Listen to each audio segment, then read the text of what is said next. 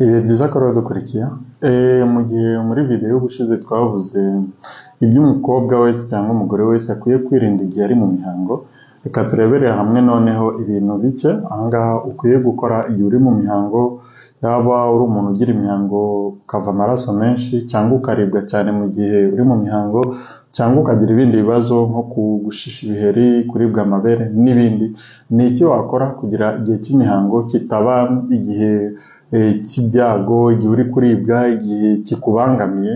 Ni iki wakora? Nibyo tugiye kureba muri iyi video. Njye nitwa Dr. Safari Bizimana, mbashimiye kuba mudukurikiye. Nimba ari ubwa mbere ubonye video zacu, ibuka gukanda kuri subscribe kandi kuri like, kandi nimba hari ikindi kibazo ufite turagusaba kucyandika muri comment, cyandika muri comment, kuri subscribe ahantu hatukura, kuri like ni akantu kameze nk'akanda, maze tugende. Turabizi rero ko iyo umukobwa cyangwa umugore wese ari mu mihango agira ibimenyetso bitandukanye n'ibyundi. Hari uribwa mu mihango, akaribwa mu kiziba cy'inda, hari ubona amaraso menshi, hari ubona uturaso duke, hari uribwa amabere, hari ubona ibiheri nk'agaheri kamwe ku munwa cyangwa ibiheri byinshi, hari ubona hari ibintu bisohoka agatangira kwishima mu myanya y'ibanga. Ibi byose biba biterwa na ya misemburo iba yahindaguritse, cyane cyane iriya misemburo progesterone, estrogene. Iyi misemburo rero niyo ituma izo mpinduka zose zibaho kubera ko iba yananutse. Rero wowe nk'umukobwa cyangwa umugore ukora iki igihe uri mu mihango? Icyambere ukwiye gukora ni ukunywa amazi ahagije. Kunywa amazi ahagije ntabwo ari ukuvuga ngo uzanywa litiro ebyiri, ngo litiro imwe mu gitondo indi litiro nimugoroba. Mu by'ukuri ariya amazi y'ugotomeye amazi, litiro y'amazi ukayagotomera mu gitondo, maze ukirirwa umunsi wose nta yandi mazi unyoye, mu by'ukuri ayo mazi ntacyo bakumariye pe, kuko ayo mazi iyo uyanyoye mu buryo butunguranye ukanywa menshi, umubiri wifata nk'aho ari menace, ari ibintu bije kubangamira umubiri, noneho umubiri ugahita wakitiva sisiteme, maze ayo mazi ukayihagarika, agahita asohoka mu mpyiko. Impamvu ayo mazi umubiri uhita uyabona nk'aho uje kubangamira umubiri ni uko umubiri ukoreshwa n'icyo bita homeostasis. Homeostasis ni ibintu bitagomba ni imibare, cyangwa nimba nabyita imibare, aho bitagomba kujya hejuru cyangwa ngo bijye munsi. Dutanga urugero, nimba uri ahantu hakonje cyane, urabona iyo umuntu ari ahantu hakonje cyane ku mubiri we hashisha uduheri. Utwo duheri tuba dusobanuye ko umubiri uba wafunze imiyoboro cyangwa inzira zose ubwo bukonje bushobora kwinjiriramo ngo buze kubangamira ubushyuhe bw'umubiri wawe, kuko ubushyuhe bw'umubiri wawe waba ugomba kuguma kuri degere 36 kugeza kuri 37. Iyo hari izuba ryinshi nanone ubira ibyuya. Kwa kubira ibyuya ni amazi umubiri uba uri gusohora hanze kugira ujye gukonjesha bwa bushyuhe buri hanze, kugira amaraso yawe ataza gushyuha cyane kurenza izo degere. Ibyo nibyo bita homeostasis. No muri ibi bintu by'imihango umubiri ufite uko ukora. Iyo wanyweye amazi hari ingano utagomba kurenza, y'amazi atagomba kurenga mu mubiri wawe cyangwa atagomba kuba munsi. Iyo rero ayo mazi yabaye make cyane mu mubiri wawe, umubiri uhita wakitiva mu mpyiko n'ahandi hose kugira umubiri utongera gutakaza amazi. Ahangaha niyo mpamvu umuntu umaze igihe runaka atanyweye amazi yihagarika inkari z'umuhondo, niyo mpamvu atashobora kubira ibyunzwe kubera ko amazi yamaze kuba make. Nanone igihe umaze kunywa amazi menshi, iyo umaze kunywa amazi menshi icyarimwe, umubiri uhita udetekita, uhita ubona ko mu mubiri wawe hajemo amazi menshi arenze ya mibare ntarengwa. Umubiri rero y'amazi arenza urugero, umubiri ugahita uyasohora, ugahita uyihagarika.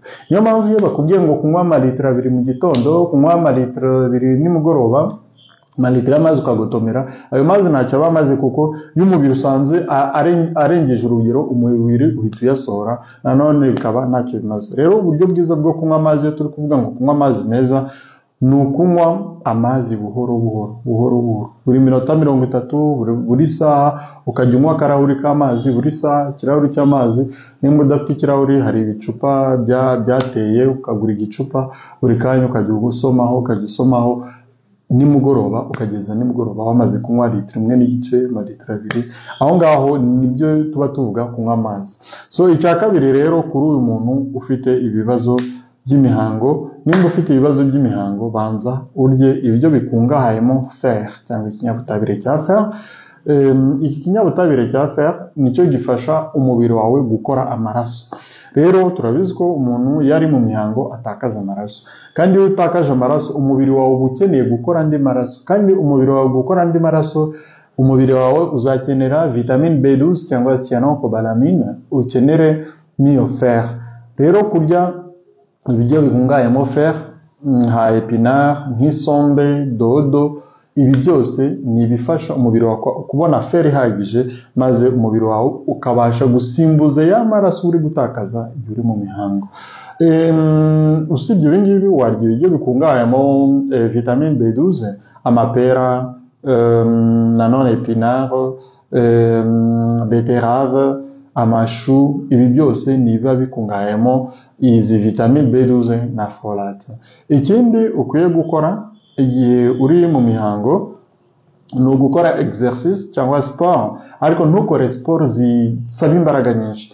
Impamvu ni uko iyo ukoze sport zisaba imbaraga nyinshi bituma imitsi ifunguka cyane, yakwaguka cyane, ukaba wava amaraso menshi, bikaba byagutera ikibazo. Rero ni byiza gukora sport ariko zoroheje cyane. Ikindi, igihe uri mu mihango, tuzi ko hari abantu bajya mu mihango akanegekara, akumva asa nk'uwavunaguritse, akumva mbese afite ubunebwe budasanzwe.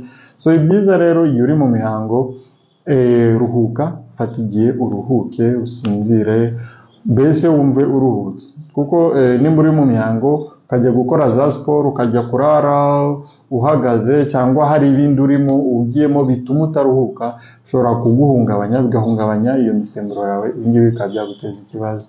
Ikindi ukwiye kumenya, nimba uribwa cyane mu mihango, ukaba uribwa cyane mu mihango, byibuze fata iyo bita vessie de glace, cyangwa ufata agasashe cyangwa iballon, ushiremo amazi akonje, maze ushire ku nda yawe ku kiziba cy'inda, nimba uribwa mu kiziba cy'inda, kugira ubwo buribwe bugabanuke. Ibindi twavuze ibyo ushobora